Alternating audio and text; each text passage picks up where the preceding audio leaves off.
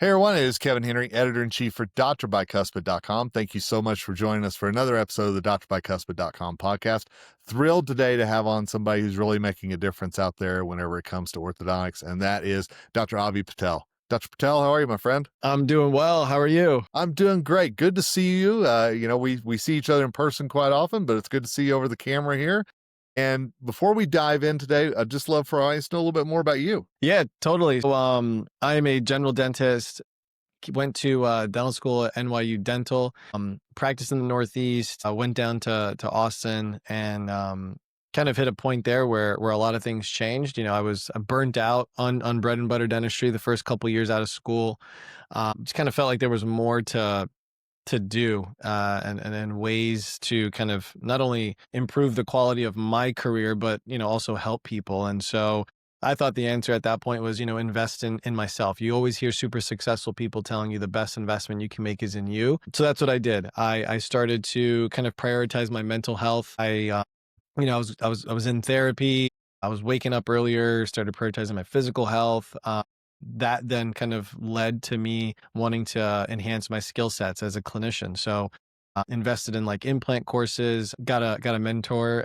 I learned how to do clear liners, and that's where everything changed, because I was able to basically have help in this form of mentorship, but able to do a procedure where I was having the three key pillars that kind of what drew me into dentistry really come to life. What made it really cool was I was able to have more time, money, and fulfillment, right? By doing aligners in a simple, predictable way that is safe in a GP setting. I was able to have more time because I didn't have to spend so much chair time with patients, right? It's not as laborious as surgery and stuff like that.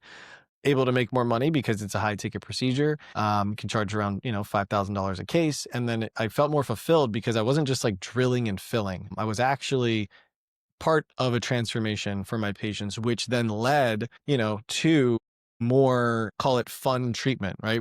You help a patient align their teeth, they start prioritizing their oral health more. All of a sudden they're asking you, hey, can we do bleaching? Can we do some bonding, some veneers, stuff like that? And that's the type of dentistry that I think a lot of dentists, that it kind of draws them into the field to be able to help people improve their smile, have more confidence. But we get stuck in sometimes, the bread and butter, and we never get out of that. So, aligners did that for me. And I'll be honest, I was wondering why more dentists weren't doing it. Because, when I first started out, I started over 50 cases in 6 months. I didn't think that was anything special, but the reps were coming in and kind of asking me, hey, what are you doing? Like, you've got all these cases going, you weren't really doing much before. And I was like, oh, like leaning on my mentor, and I'm just talking about the benefits.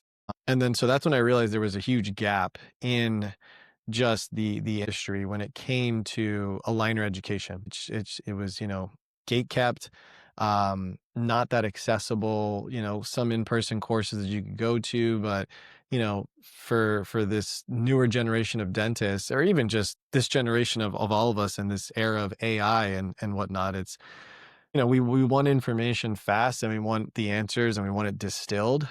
So I didn't really have that. I had my mentor, but then I went on to go in and start helping doctors. So I was, helping them implement it in their practices. I started posting online, created a course. And so we had that going for a while. And that is what kind of helped get to this point to be able to help more doctors by just making aligner education more accessible. Well, and you talk about mentorship and you talk about posting online. And I will tell you, the first time I came across you was actually social media.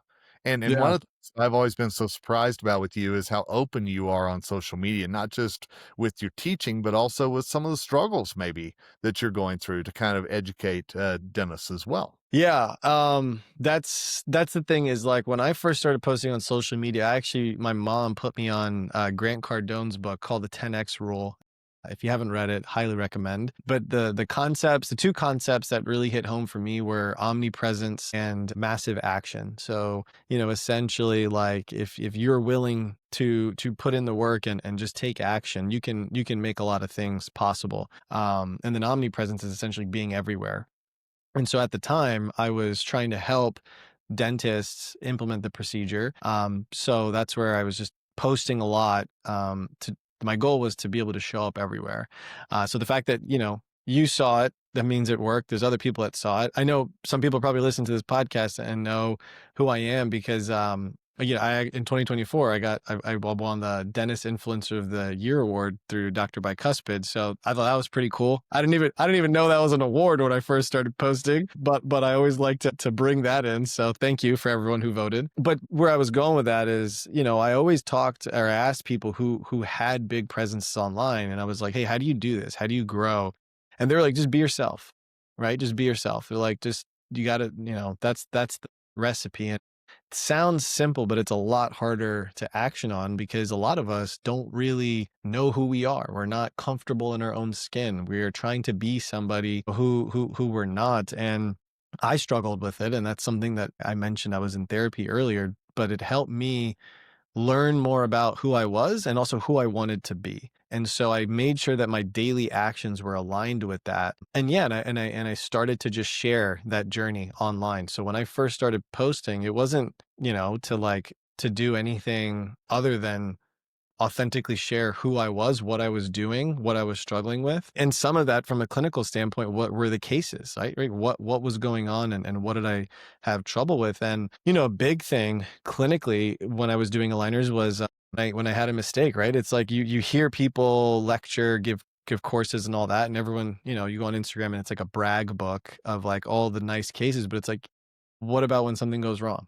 Yeah. Right. And so, yeah, for me, early on, part of when you do a new procedure, right, is like you don't really know what can go wrong. And so that's kind of part of the fear is like you don't really know what can go wrong. And then because you don't know what can go wrong, you don't know how you would manage that. And so for me, early on, I actually probably about my 20th case in, and here's the thing with aligners and ortho is like things take time, right? It's not like you're doing surgery or an implant where you're cutting into someone's gum and you're drilling right there and a complication happens like on the spot. So I want to share this story. Hopefully it helps. But basically, probably about 20 cases in, I had a patient come in. This is about 6 months down the line. So they had already started. This was, one of the initial patients that I'd treated. And he comes in and everything, he had crowding in the anterior. What I thought was a pretty simple and straightforward case. He comes in for the final appointment and he's like, hey doc, everything looks great. Like, it feels great, but he's like, really solve this crowding in the front. But when I bite down, my back teeth don't touch. And I was like, oh, in my head, I'm like, well, that's not supposed to happen. So then I'm like, but in the moment was trying to kind of, have some type of composure, but inside I was sweating bullets. I was like, oh my God. And so I told him, hey, no worries. Look, we address the issues in the front, and this is now we just need to even everything out in the back. I don't know. I kind of just like came up with something on the spot, and Sounds good. I mean, yeah, it sounded good. He was like, yeah, okay, that makes sense. And so I was like, I'm like, okay, and I was like, hey, we're gonna just update your scan, and then we'll probably order some trays. And then so while my team member was scanning him, I ran to the office. I texted my mentor, and I was just like, oh my God, his back teeth aren't touching. What do I do? And so she was like, the first thing, she's like, don't panic. She's like, just take a breath. It's gonna be okay. Luckily, we walked through the case together, and ironically enough, it was a case where I didn't follow her protocols. I had followed the aligner company's support protocols because I thought, hey, the aligner company is giving me this like dedicated orthodontist for support. And so I was like kind of in a moment where, you have a mentor who's giving you all the answers, but then for whatever reason, I decided to like listen to someone else. And now I was suffering the consequences. Basically, we had dialed out where we were moving molars in an unpredictable way. And so I know it's going to get a little bit more technical here, but with aligners, the plastic trays it's a tool. And every tool has a limitation, right? Like I like to use the analogy like a screwdriver is meant to screw in a nail. It is not meant to hammer, or it's meant to screw in a screw. A screwdriver is not meant to hammer a nail, right? If you try to hammer it, it's not going to work. So it's same thing. So moving things like trying to rotate second molars and stuff like that is not predictable. And what can happen is if you do that, it can lead to bigger issues. And one of those were posterior open bites. So we basically were trying to rotate these molars. That's what was planned, but the real movement didn't actually happen. And so that combined with the fact that we were trying to also do anterior intrusion, and I didn't have bite ramps on the case, those were the two factors as to why we got this posterior open bite. And so the way we corrected it was we planned for pure extrusion on the molars. So we put in some horizontal attachments so that way the trays could grab onto them and basically try to extrude them to get them to touch again. And then we did some IPR in the interior with some planned intrusion. And so luckily, we probably went through about 8 more trays and we were able to get it corrected. But I share that because, at the end of the day, we're treating human beings. There are variables, and also we're not perfect. And that's the trickiest part about being a clinician is like you can do something there's always like a start point. Right. It's like you always are going to be a beginner in something new. And so it's a mental juggle, I think, an exercise to be able to how do you have this confidence while also knowing you don't really know everything. And I think that's where mentorship and support really comes into play. And so that's part of what I've been trying to kind of fill and be with others and connect orthodontists to general dentists to be able to have this environment where everybody gets to grow together. You joked a little bit about talking to the patient, just saying, "Oh, it's hey, that's all good. We got this." But at the same time, you're trying to work out this problem in your head. How important was that patient communication then as you went through the remainder of those trays to get the bite? So it was huge because I think we forget that the patient doesn't really know what's going on or what's supposed to happen, right? Especially when we're starting. And the reason is because we also don't really know what's going on or what's supposed to happen. So it's like you're kind of in the same boat, but you have to have this sense of confidence to be able to guide, right? You have to guide them. So I think, I don't think you need to lie or be sleazy, but I do think you can be honest while just being selective in terms of what you're sharing, right? So what I mean by that is kind of just letting them know, hey, we had a goal that we're trying to achieve, right? We've gone through, X number of trays. Sometimes with ortho, some teeth move easier than others, and it is normal for us to be able to have to just go through another set. And you saying that, I think actually makes you feel much better than anyone else because he didn't even it was funny because I had this whole big problem in my head, and in his mind, he was expecting that there needed to be more trays. It wasn't as if something had gone wrong. And to answer your question, the patient communication piece is so important, and sometimes saying less is better because we tend to try to over explain and over communicate, especially when we're starting something off for the first time or relatively new. And because dentistry is so unknown to the common person, when we tend to over explain and get technical, we just start opening cans of worms and questions that just make our job so much harder. They're just you just don't have to say it. Just say, hey, we're still working on this. We got some more trays to do, and we'll get this, we'll get this to the place where we're both happy with it.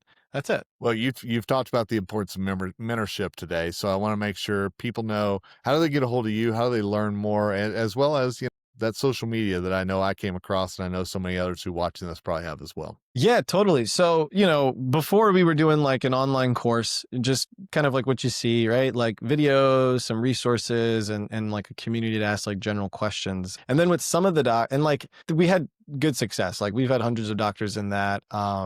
And they've gone to never doing a case to consistently starting 2 or 3 a month. But what we noticed with the ones that were having more predictable and consistent success were the ones that were able to ask questions and get dedicated feedback. And so we kind of moved away from the course model.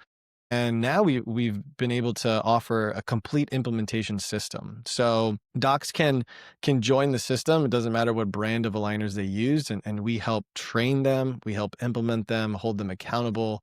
We review their cases virtually. And so that's our aligner blueprint system. And so that's for the docs who are ready to dive in. For doctors who are looking for just kind of a free start point, I always point them in the direction for one of our free trainings. You can access all this stuff on our website. It's clearalineradvisor.co. And then if you have any questions directly, you can definitely follow me on Instagram. It's dr.avi. Send me a DM there. We also I make a bunch of YouTube videos as well. So no shortage of content or helping docs kind of get going. But yeah, happy to help and support in any way that I can. So if you're listening to this through the drbycuspid.com podcast network, What Avi just said is in the show notes. And if you're listening, or if you should I say reading this on drbycuspid.com, well, everything's in the article. So very easy for you to click on and get in touch with Dr. Avi as well. So, my friend, always great to see you. And thanks so much for sharing today. I really do appreciate it. Yes, absolutely. Thanks again for having me on. And yeah, if I can be of service or help anyone, happy to do so. Absolutely. And hey, thanks to all of you for listening to this episode. It's nice to get a peek behind the curtain when something doesn't go exactly right, what happens, because maybe that helps you the next time that may happen in your practice as well. Until next time, it's Kevin Henry, editor in chief for Dr. Bicuspid, signing off. And as always, wishing you nothing but success ahead.